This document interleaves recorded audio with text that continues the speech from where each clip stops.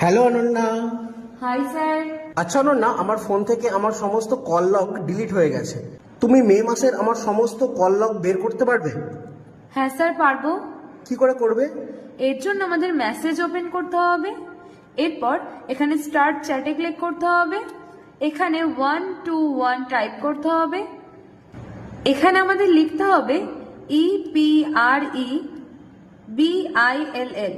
এরপর স্পেস দিতে হবে। এখানে আমরা যে মাসের কল লগটি দেখতে চাই সেই মাসটি লিখতে হবে।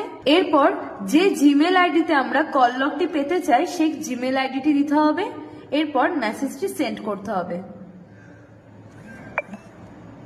এখানে দেওয়া পাসওয়ার্ডটি আমাদের মনে রাখতে হবে। এরপর এই জিমেল আইডিটি ওপেন করতে হবে।